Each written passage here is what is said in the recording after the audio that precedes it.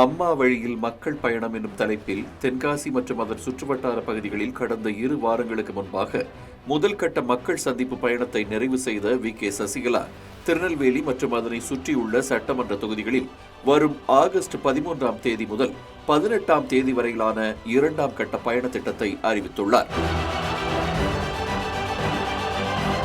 சசிகலாவின் இந்த மக்கள் சந்திப்பு பயணம் அவரது ஆதரவாளர்களுக்கு புத்துணர்ச்சியையும் அதிமுகவினருக்கு சற்று கலக்கத்தையும் ஏற்படுத்தியிருக்கிறது. தமிழகத்தின் முதலமைச்சராக இருந்த ஜெயலலிதா மறைவுக்கு பின்பு அதிமுகவின் பொதுச் செயலாளராக நியமனம் செய்யப்பட்ட சசிகலா தமிழக முதலமைச்சராக பொறுப்பேற்பதற்கான ஏற்பாடுகள் நடைபெற்றுக் கொண்டிருந்த நேரத்தில் சொத்து குவிப்பு வழக்கில் தீர்ப்பு வெளியாகி சிறைக்கு செல்லும் சூழல் உருவானது. சிறை தண்டனை முடிந்து இல்லம் திரும்பிய சசிகலாவுக்கு அவரது ஆதரவாளர்கள் வழங்கிய வரவேற்பு பலரின் கவனத்தையும் ஈர்த்திருந்தது.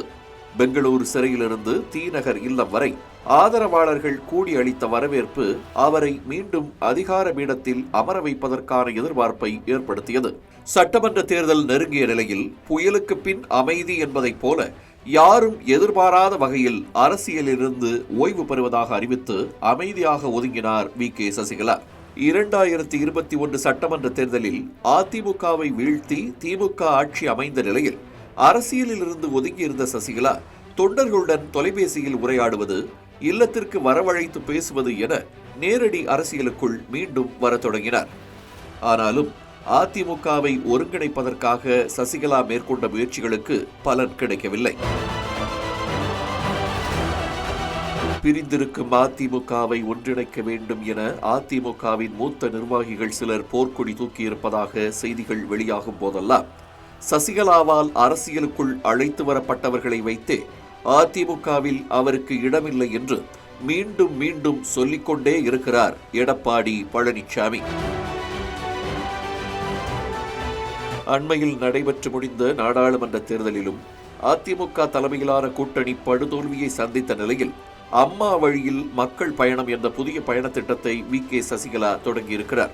ஆகஸ்ட் 13ஆம் தேதி தொடங்கும் 2ஆம் கட்ட பயணத்தில் திருநெல்வேலி, பாளையங்கோட்டை, நாங்குநேரி, அம்பாசமுத்திரம் மற்றும் ராதாபுரம் சட்டமன்ற தொகுதிக்குட்பட்ட மக்களை சந்திக்க இருப்பதாக தெரிவிக்கப்பட்டுள்ளது. ஒருபுறம் நாடாளுமன்ற தேர்தல் தோல்விக்கான காரணங்களை எடப்பாடி பழனிசாமி ஆராய்ந்து கொண்டிருக்கும் நிலையில் மற்றொரு புறம் நடைபெறும் வி.கே. சசிகலாவின் இந்த மக்கள் சந்திப்பு பயணம் ஏற்கனவே வலுவிழந்து காணப்படும் அதிமுகவை மேலும் வலுவிழக்கச் செய்யுமே தவிர வலுப்படுத்தவோ ஒருங்கிணைக்கவோ ஒருபோதும் உதவாது என்கின்றனர் அரசியல் விமர்சகர்கள். எடப்பாடி பழனிசாமி அதிமுகவின் தலைமை பொறுப்பேற்றதற்கு பின்பு நடைபெற்ற உள்ளாட்சி தேர்தலில் தொடங்கி அண்மையில் நடைபெற்ற நாடாளுமன்ற தேர்தல் வரை அனைத்து தேர்தல்களிலும் தோல்வியை மட்டுமே சந்தித்து வரும் நிலையில் சசிகலாவின் இந்த மக்கள் சந்திப்பு பயணம் அதிமுகவுக்கும் எடப்பாடி பழனிசாமிக்கும் கூடுதல் நெருக்கடியை ஏற்படுத்தும் என்றும் வாதங்கள் முன்வைக்கப்படுகின்றன. மக்கள் சந்திப்பு பயணத்தின் மூலம் மக்களின் ஆதரவு சசிகலாவுக்கு கிடைக்குமா? அடுத்து வரும் சட்டமன்ற தேர்தலுக்குள்ளாக அதிமுகவை ஒன்றிணைக்கும் அவரின் எண்ணம் ஈடேறுமா என்ற பல்வேறு கேள்விகளுக்கு விடையை எதிர்பார்த்து காத்திருக்கும் அதிமுகவினருக்கு சசிகலாவின் அடுத்தடுத்த மக்கள் சந்திப்பு பயணங்களே விடையாக அமையும். நியூஸ் டெஸ்க், தமிழ் ஜனம்.